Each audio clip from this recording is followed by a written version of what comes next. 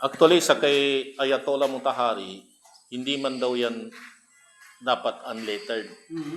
Ang pinaka-appropriate daw na meaning yan is unschooled. Ibig sabihin, hindi siya naka-enroll sa eskwelahan. Kaya hindi ibig sabihin ng Rasulullah ay hindi makabasa at hindi makasulat. Ang ibig lang sabihin, hindi siya sumulat at hindi siya bumasa sa panahon niya. Kasi kung hindi siya makabasa, yung pinabasa kanya. Di ba sinabihan siya na read? Read. Nabasa niya. So, ang sabi ni Imam Hussein, sabi niya, my grandfather can read 70 letters and can speak 70 languages.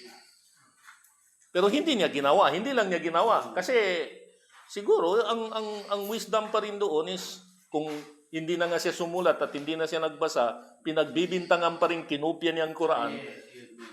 Mas lalo na pag nakita nilang sumulat siya. Oo.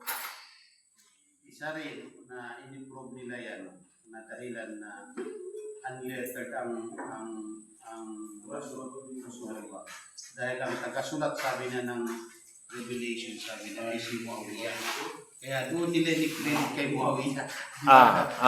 Yung pala, sumulat lang ng isang sulat patungkol doon sa ibang parang sinulatan yung isang lugar na yun. Na yun lang ang nangyari. Pero pinapapublish nila na yun ang tagasulat ng Revelation na dumarating sa Rasulullah. At saka si Muawiyah, hindi siya pwedeng maging ascriber ng Rasulullah kasi naging Muslim sila, kunwaring Muslim, sa conquest ng Mecca. For 23 years na ministry ng Rasulullah bilang prophet, hindi naging isa doon sa mga scriber na si Muawiyah. Yun ang improve nila na ang tagasulat talaga dahil hindi nga marunong magsulat ang Rasulullah si Muawiyah.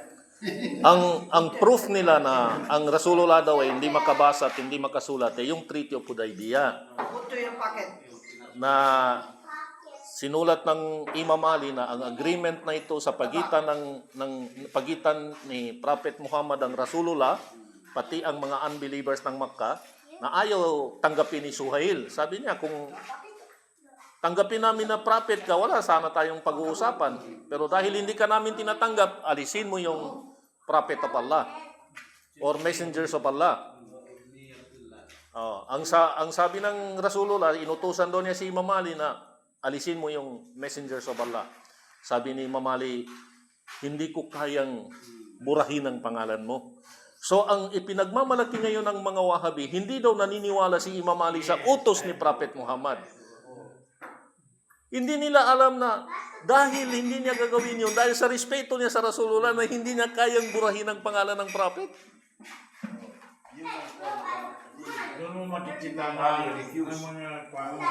Actually, hindi siya nag-refuse.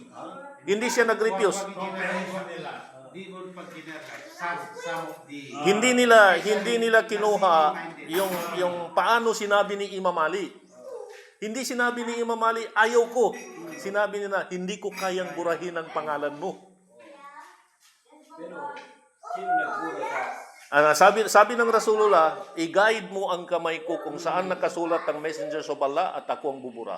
At bakit alisin yun? Sino nag-push yung kabilang? Yung sa kabilang parte, kaya ayaw nilang pirmahan yung agreement. Pero bakit natali si Umar doon? Yun ang matindi. Kasi nung kasama sa agreement na wag mo na silang mag-hajj sa year na yon, sa next year pa. Tapos kung papasok sila sa Makkah, ito yung mga condition, wag magdadala ng armas. Tapos yung mga non-Muslim na pupunta sa prophet at magmu-Muslim, tatakas mula sa Makkah, isa sa huli. Pero yung Muslim na tatakas papunta sa Makkah, walang obligasyon ng Quraysh na isauli.